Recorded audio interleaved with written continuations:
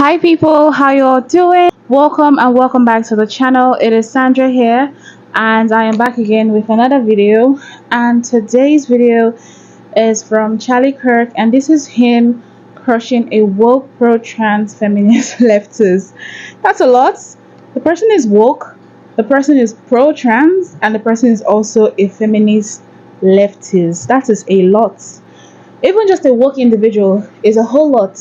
Just a feminist is a whole lot, but we have all of the controversial attributes in this one individual. So let's just hop right into this video. Don't miss this. Let's go. Hi, I'm a liberal. I'm Democrat voting. I'm very strong in my beliefs about a certain set. I have a very strong belief in a certain set of principles. I probably disagree with a lot of your principles. I disagree with conservatism and usually right-wing conservative beliefs. Okay. The reason I'm here tonight is my son is very right-wing conservative. You have a very smart son. And and he doesn't drink. He's only 20. Watch it. All right.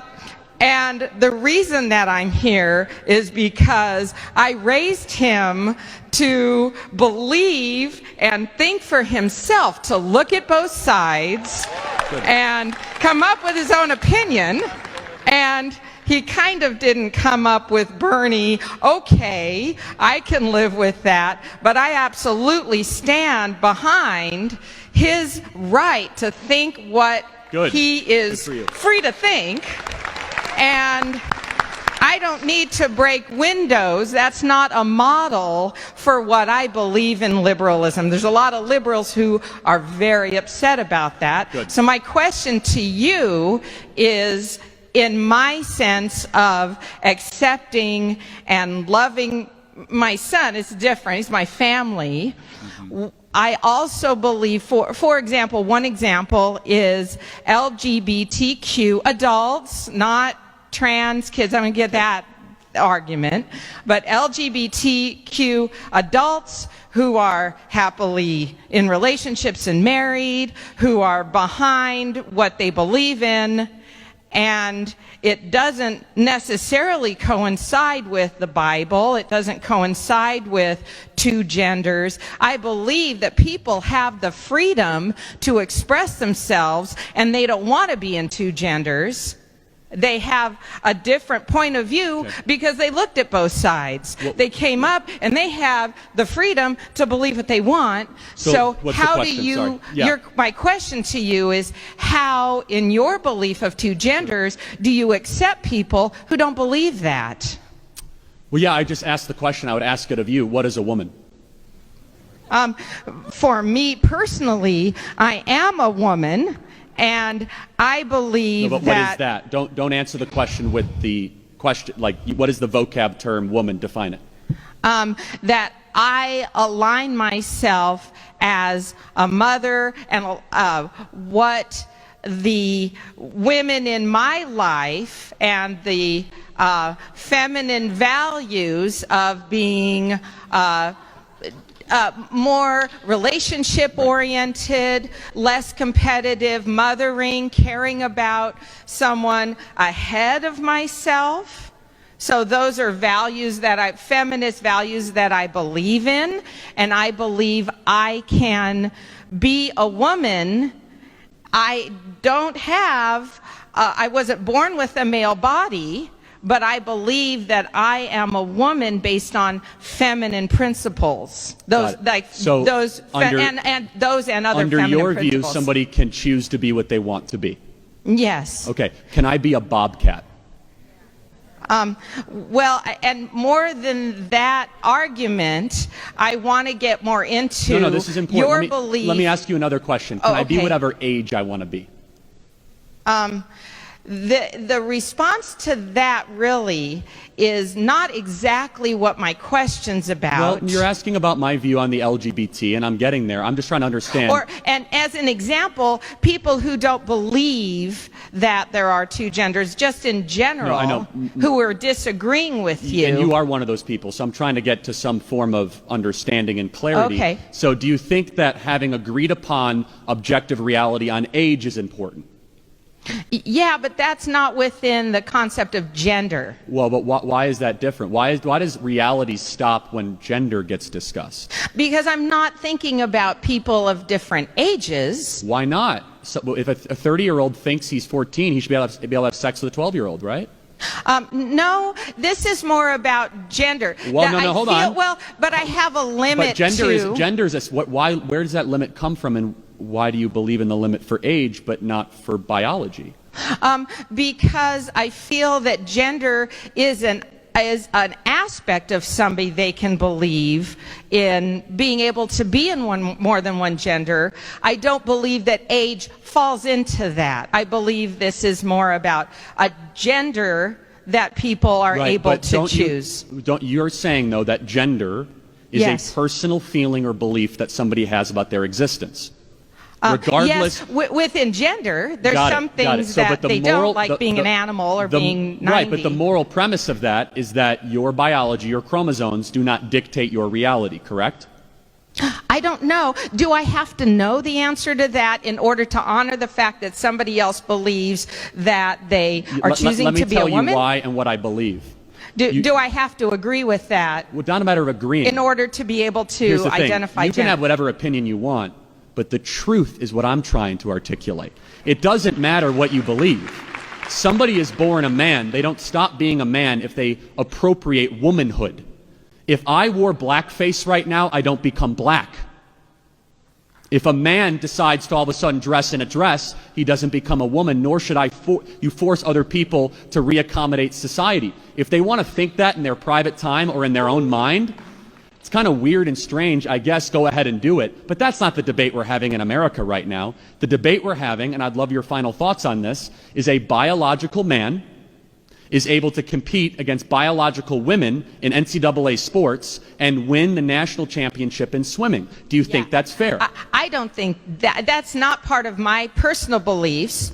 Okay, so let's maybe just go for gay and lesbian couples who are successful. I mean, just because I really want to know the answer, and I kind of know where that's headed, and I don't agree about men playing in women's sports or... Hey, we agree on that. So yeah, so I agree with that. You understand that the liberals that you identify with call you a bigot for that belief, right?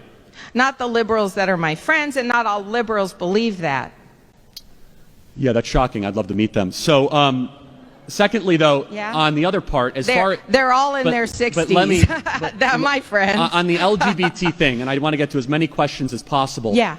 What does somebody's own personal sexual orientation have to do with lumping in a bunch of letters with somebody that is suffering from gender dysphoria? Those are two separate issues. Don't you think we should divide them?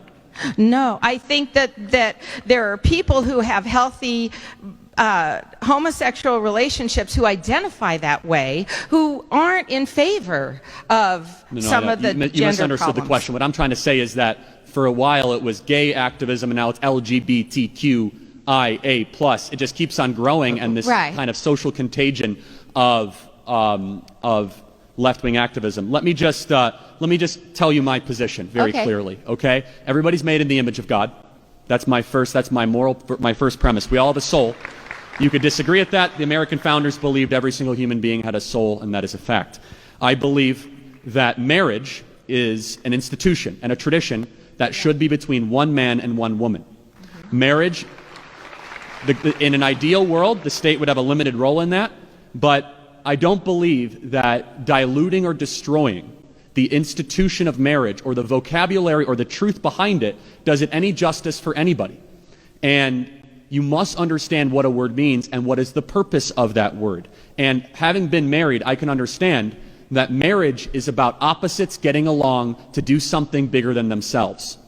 The big issue in the gay marriage debate, and some conservatives disagree, is that you don't have two opposites. You have two alikes that are coming, two people that are alike coming together. That's not what marriage is. You could call it something else. That's not marriage. In fact, I think it actually destroys and diminishes the beautiful institution of. Wow, wow, wow.